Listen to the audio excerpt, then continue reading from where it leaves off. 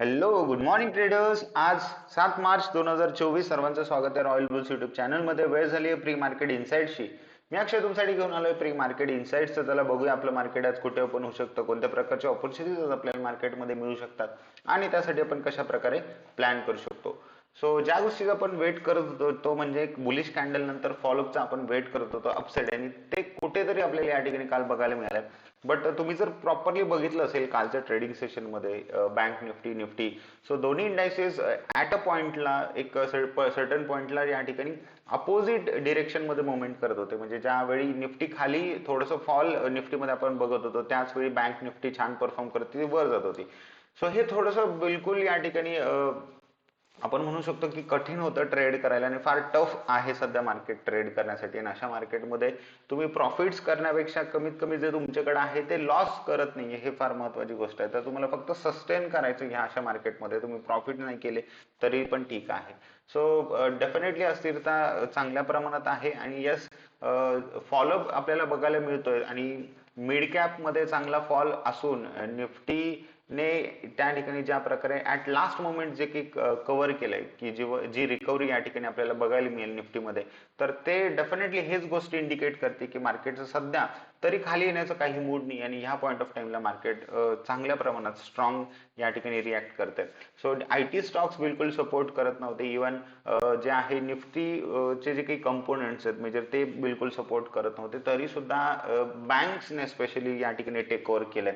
आणि याचं कारण मी काल तुमच्यासोबत डिस्कस केलं होतं की ज्या प्रकारे आरबीआयने फायनान्स स्टॉक्स वरती काही बंधन आणले, त्यामुळे जी की भीती बाकी फायनान्स सेक्टरमध्ये होती आणि एनबीएफसी स्टॉक्स मध्येच होती, तर डेफिनेटली त्यामुळे बँक्स चा फायदा होणार आहे. यस, आणि बँक्स त्यामुळे छान लीड करत होते काल आणि हे मोमेंट आपल्याला या ठिकाणी बँक निफ्टी आणि निफ्टी दोन्ही ठिकाणी या ठिकाणी बघायला मिळाली. आता पुढे काय होऊ शकते या सर्व गोष्टी आपण अनालाइज करणार आहोत. आज निफ्टीची एक्सपायरी सुद्धा आहे. त्यापूर्वी जर आपण बघितलं या ठिकाणी युएस मार्केट्समध्ये काय झालं, तर युएस मार्केट्समध्ये काल फेड चेअरमन पॉवेलचं या ठिकाणी टेस्टिमोनी होती, तर फार काही असं विशेष तिथे काही आपल्याला ऐकायला मिळालं नाहीये. आणि मार्केट तुम्ही बघू शकता की फ्लॅट या ठिकाणी ट्रेड करतात. आता फार महत्वाचं हे राहील की 20 मार्चला या ठिकाणी फेडचं इंटरेस्ट रेट डिसिजन आहे, तर त्याकडे सर्वांचं लक्ष आहे की फेड इंटरेस्ट रेट डिसिजन वरती काय निर्णय घेत आहे. वाढतील इंटरेस्ट रेट, सेम राहतील की कमी होतील, हे सगळ्या गोष्टी ठरवणार आहे की मार्केटचा ट्रेंड पुढे काय सेट होऊ शकतो. तर अतिशय महत्वाचा इव्हेंट पुढच्या वीक मध्ये खूप जास्त इव्हेंट्स या ठिकाणी लाईंड अप आहेत. आणि त्यानंतर जर आपण डाव जोन्स नॅसडॅक हे बघितलं तर मोस्ट ऑफ फ्लॅट ट्रेड करत होते काल युएस मार्केट. सो काही असं न्यूट्रल सेंटिमेंट सध्या तरी युएस मार्केट कडनं पास होत आहे. न्यूट्रल म्हणण्यापेक्षा आपण म्हणू शकतो की ज्या एवढ्या हायर लेवल्सला युएस मार्केट अजून पण सस्टेन करताय, तर डेफिनेटली युएस मार्केट सुद्धा स्ट्रॉंग आहेत. ओके, आता व्होलॅटिलिटी जर आपण बघितली तर व्होलॅटिलिटी या ठिकाणी अजून थोडंसं जे आहे सस्टेन करूनच आहे हायर लेवल्सला. आणि त्यानंतर जर आपण गिफ्ट निफ्टी जर बघितलं तर गिफ्ट निफ्टी सध्या ट्रेड करते 22,638, जे आपल्याला एक 30-40 पॉईंटचा या ठिकाणी गॅप अप आज सजेस्ट होतोय. सो चला बघूया छोट्या टाइम फ्रेम वरती आपण कशा प्रकारे आज प्लॅन करू शकतो. तर सर्वांनी बघितलं असेल या ठिकाणी काल प्रॉपरली प्राइसने जे आहे एक छान ब्रेकआउट केलं होतं प्रिव्हियसली, जे आपण बघितलं होतं फ्रायडेला.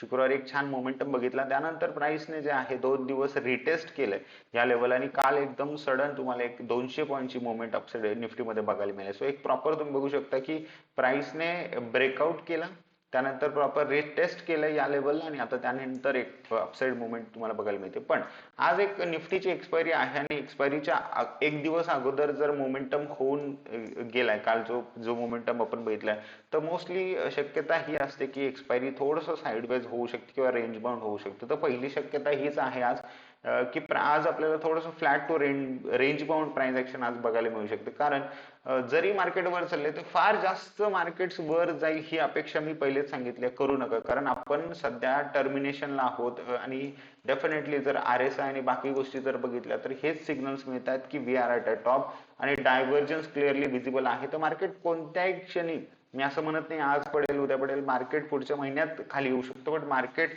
कधी पण खाली येऊ शकतं. सो एकदम खूप जास्त प्राइस वर जाण्याची अपेक्षा करू नका. आणि जर आपण एक ट्रेड लाईन अशी ड्रॉ करतोय, हा एक पॉईंट मी जॉईन करतोय आणि त्यानंतर एक प्रिव्हियस हा एक जॉईन करतोय, तर तुम्ही बघू शकता की रेजिस्टन्स आहे प्राइसला. तर जर प्राइसने या रेजिस्टन्सच्या वर सस्टेन केलं तर पॉसिबिलिटी एक 22,800 हे टार्गेट जे आहेत, तर इथपर्यंत मे बी आपण प्राइस येताना बघू शकतो 22,800. डेफिनेटली ओपन होईल प्राइस साठी, बट ही ट्रेड लाईन एक रेजिस्टन्स असेल. जसं प्राइस याला पार करेल आपण या ठिकाणी अपसाईड थोडंसं या ठिकाणी प्लॅन करू शकतो. आता बघा आज काय होऊ शकतं, छोट्या टाइम फ्रेम्सवर जर येऊन बघितलं तर डेफिनेटली एक लेवल्स ज्या आहेत त्या ऑलरेडी तुम्ही बघू शकता की 22,428 किंवा 22,400 हा एक स्ट्रॉंग सपोर्ट सध्या मार्केटसाठी आहे. सो प्राइस जसं 22,400 या लेवल्स कडे येईल तर इथे तुम्ही या डीपला बाय करण्याचा या ठिकाणी प्रयत्न केला पाहिजे. आणि ज्यावेळी पण प्राइस 22,550 किंवा 22,600 या लेवलकडे जाईल तिथे तुम्ही थोडंसं त्याला जर काही डबल टॉप किंवा एक लोअर हाय या ठिकाणी बनताना दिसेल किंवा काही रिजेक्शन जर तुम्हाला दिसतं तर तिथे तुम्ही थोडंसं शॉर्ट करण्याचा प्रयत्न केला पाहिजे. तर तुम्हाला अशा मुवमेंट्स मिळू शकतात. सो प्राइस एक रेंज बनू शकते, बट ती रेंज थोडीशी मोठी पण असू शकते. 22,600 आणि 22,400 तर ही एक रेंज असू शकते. सो प्राइस जर आज गॅप अप ओपन झाली आणि त्यानंतर 22,550 किंवा 600 इथे गेली आणि त्यानंतर टाइमपास करते छोटे छोटे कॅन्डल्स येते वर तिथनं जात नाहीये तर प्राइस परत रिट्रेस होऊन 22,400 ला पण येऊ शकते आणि तिथनं प्राइस परत या ठिकाणी वर सुद्धा जाऊन क्लोज होऊ शकते. सो मोस्टली प्रोबॅबिलिटी आहे की प्राइस आज 22,550 किंवा 500 या लेवलच्या आसपास क्लोज होऊ शकते ऍट दी एंड. सो बघूयात आपण काय होतंय यासोबत. तर ज्या ज्या प्रकारे प्राइस अनफोल्ड होईल त्यानुसार तुम्ही थोडंसं ट्रेड प्लॅन करू शकता. सो साईडवेज जर राहील प्राइस खूप जास्तच मोमेंटम लॅक करतोय, स्ट्रेंथ दिसत नाही, तर अशा वेळी तुम्ही थोडंसं ऑप्शन बाईंग इग्नोर करू शकता, ऑप्शन सेलिंग त्या ठिकाणी करू शकता. ऑप्शन बायर्सने त्यावेळी थोडंसं एक पाऊल मागे घेऊन आज थोडंसं वेट अँड वॉच हे जरी तुम्ही स्ट्रॅटेजी इम्प्लिमेंट केली तरी चालेल. आपण मंडेला या ठिकाणी परत एक छान ऑपॉर्च्युनिटी मार्केटमध्ये शोधू शकतो. उद्या मार्केटला महाशिवरात्र निमित्त सुट्टी आहे. सो आज जर ही सुद्धा पॉसिबिलिटी आहे की उद्या सुट्टी असल्यामुळे आज मोमेंटम सुद्धा येऊ शकतो. सो दोन्ही पॉसिबिलिटीज आहेत. तर मार्केट ओपन झाल्यानंतरच आपल्याला समजेल की काय होऊ शकतं. बट मी सांगितलंय की जसं प्राइस सपोर्ट कडे येईल तुम्हाला या ठिकाणी डीपला बाय करायचं आहे आणि रेजिस्टन्सला जाऊन जर वर जाऊन जर प्राइस वर जायला जमत नाही आणि छोटे छोटे कॅन्डल्स बनवते अवघड होते प्राइसला वर जाण्यासाठी, फार टाइमपास करते, तर त्यानंतर प्राइस थोडंसं परत खाली सुद्धा येऊ शकते. बट हे विसरू नका मार्केट्स डेफिनेटली स्ट्रॉंग आहेत. आपण जर बँक निफ्टी मध्ये बघितलं तर बँक निफ्टीने छान मोमेंटम सुरुवातीला दिला फर्स्ट हाफ मध्ये, बट सेकंड हाफ मध्ये प्राइस जी होती पूर्ण साईडवेज होती. आता बँक निफ्टी जर 48,000ला जर बँक निफ्टीने सस्टेन केलं, 48,000च्या वर बँक निफ्टी जर सस्टेन झाली तर एक छान टार्गेट जे आपल्याला वर बँक निफ्टी मध्ये दिसते ते 48,500 आणि 48,400 हे दोन टार्गेट्स या ठिकाणी आपल्याला अपसाइड बँक निफ्टी मध्ये दिसतात. बट हा बँक निफ्टीने जर कधी आता 47,800 ही लेवल जर खाली ब्रेक केली तर परत आपण बँक निफ्टीला 47,500 लेवल पर्यंत येताना बघू शकतो. सो सर्वांनी प्रॉपरली यानुसार प्लॅन करा. आज निफ्टीची एक्सपायरी आहे त्यावर ट्रेड करताय तर इन द मनी आणि ऍट द मनी सोबतच तुम्हाला ट्रेड करायचं आहे. Don't over expose out of the money सोबत ट्रेड करू नका. Proper risk and money management सोबतच सर्वांनी ट्रेड करा.